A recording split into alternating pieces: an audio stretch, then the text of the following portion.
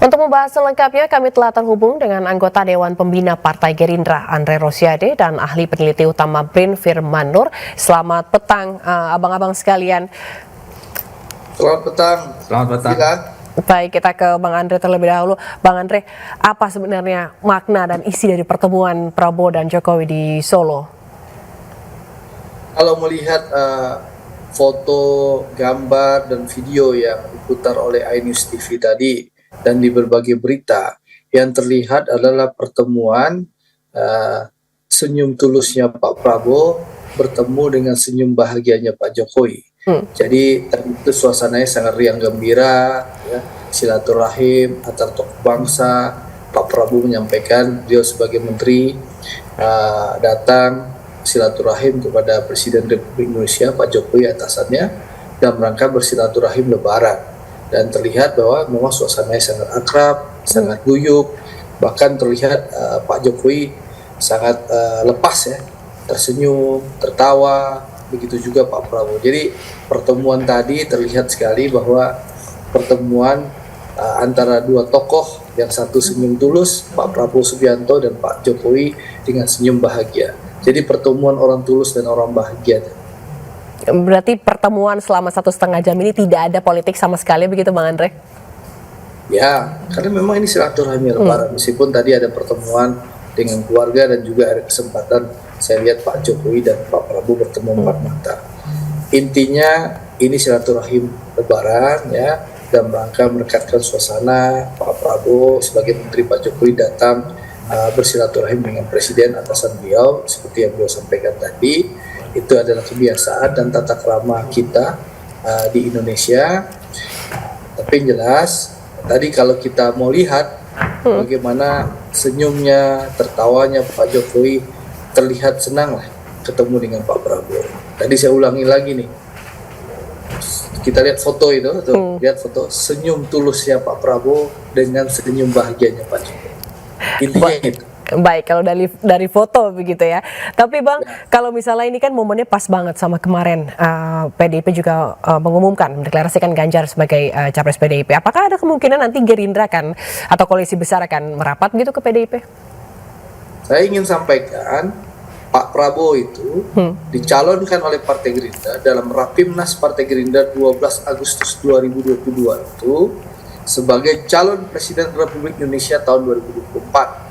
Bukan calon wakil presiden. Tapi tentu kami akan membuka diri dengan berbagai partai politik untuk membangun koalisi. Saat ini Gerindra sangat solid dengan PKB. Pak Prabowo dan Gus Muhaimin berkomitmen untuk membangun komunikasi dengan partai-partai lain. Ya, alhamdulillah sudah dengan PAN, Golkar, insya Allah dengan P3 kita akan bertemu, PBB sudah kemarin, lalu partai Perindo juga dengan Pak Haritanu gitu. Bahkan habis Lebaran insya Allah dengan P3 dan tentu juga dengan PDI Perjuangan. Tapi yang perlu kami garis bawahi, Pak Prabowo Subianto itu kami calonkan menjadi calon Presiden Republik Indonesia, bukan jadi calon wakil presiden. Jadi menurut saya narasi-narasinya kalau memang bukan Pak Prabowo jadi wakil presidennya Mas Ganjar ya. Itu yang perlu kami tegaskan, karena partai kami, seluruh kader Partai Gerindra bersepakat akan mengusung dan memenangkan Pak Prabowo jadi calon presiden, bukan calon wakil presiden. Apalagi kita lihat dari survei-survei seminggu terakhir ini menempatkan posisi Pak Prabowo sekarang menjadi calon kandidat presiden terkuat di atas Mas Ganjar maupun di atas Mas Anies. Bahkan tadi disampaikan oleh Pak Prabowo tadi keluar dari rumah Pak Jokowi bahwa partai saya sudah agak kuat. Kan bisa terlihat dari berbagai survei yang ada, Partai Gerindra tinggal 0,5% di bawah PDI Perjuangan. Jadi partai ini sangat, alhamdulillah, semakin solid, semakin kuat, dan semakin diterima oleh rakyat dan semakin dicintai oleh rakyat. Gitu. Baik, itu ya, artinya tidak akan mungkin kalau misalnya koalisi besar atau Gerindra gabung ke PDIP. Kita ke Bang Firman. Bang Firman, ya, bagaimana melihat? Mungkin saja, enggak, jadi gini, kemungkinan itu ada saja. Saya ingin tegas, kemungkinan ada saja demi kepentingan dan kebaikan bangsa. Tapi kan harus ada yang ngalah, Bang. Calon presidennya Prabowo Subianto. Oh, jadi kalau misalnya gabung, tapi presidennya harus Prabowo begitu ya? Ya, kalau kami kader Gerindra menginginkan Pak Prabowo jadi calon presiden. Baik, baik. Bang Firman, ini gimana melihat pertemuan ini dan juga tadi menanggapi dari statementnya Bang Andre? Iya, saya kira yang jadi menarik dari pertemuan ini kan memang sehari setelah deklarasi Pak Ganjar ya, dan di mana Pak Jokowi sebagai bagian dari PDIP dipandang oleh banyak kalangan juga memiliki tugas-tugas untuk mensukseskan Pak Ganjar begitu, sehingga muncul spekulasi bahwa langkah yang ditempuh itu juga mencoba untuk menggait Pak Prabowo untuk memperkuat posisi Pak Ganjar begitu ya. Hanya saja saya kira penjelasan dari Pak Andre tadi itu hanya tinggal menabalkan atau memperkuat posisi Pak Prabowo bahwa Pak Prabowo akan maju menjadi calon presiden. Dan koalisi yang sudah dibentuk ini kan bukan koalisi yang barusan, tapi sebuah koalisi yang sudah lama dibangun begitu, dan tentu saja ada pembicaraan untuk saling menguatkan. Nah, dalam perkembangannya justru Pak Prabowo itu tendensinya malah menguat begitu ya, baik di dalam konteks partainya, di dalam konteks dirinya sendiri, survei-survei terkait dengan calon presiden, dan juga mungkin potensi berkembangnya koalisi yang sudah dibangun atau dibina dengan PKB. Dalam situasi seperti itu tentu saja daya tawar seorang Prabowo Subianto itu jauh lebih kuat gitu ya, jauh lebih tinggi. Apalagi memang beberapa survei belakangan ini malah menunjukkan tren bagaimana Pak Prabowo justru ada di nomor 1 gitu. Tentu saja sebagai politisi kawakan dan partai politik yang sudah punya kiprah nyaris 1 dekade ya lebih gitu ya. Tentu hitungan-hitungannya sudah sangat kompleks dan tidak mudah untuk demikian saja menerima tawaran yang bisa mendowngrade target atau sasaran yang sudah ditetapkan, yang tadi Pak Andre katakan sudah menjadi keputusan partai bahwa Pak Prabowo itu harus menjadi calon presiden, begitu Mbak. Lalu nanti peta politiknya ke depan akan seperti apa? Sekarang kalau kita melihat ada Ganjar, ada Prabowo, dan juga ada Anies Baswedan nanti.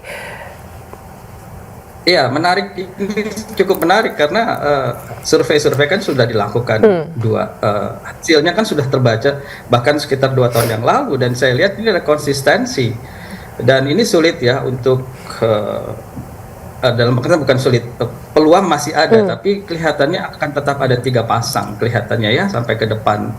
Karena komitmen dari masing-masing pendukung calon presiden itu ya saya kira kuat begitu, dan cukup promising, menjanjikan tiga-tiganya itu, apalagi juga kan perbedaannya tipis-tipis saja sehingga masih bisa diupayakan begitu. Ke depan kelihatannya most likely ya, kelihatannya tendensinya masih tiga calon begitu Mbak. Baik, lalu kalau misalnya tadi Bang Andre kan menyampaikan bahwa kemungkinan ada koalisi ini akan bergabung, tapi Pak Prabowo tetap capresnya. Adakah kemungkinan Ganjar akan mengalah begitu, dan akan seperti apa nanti?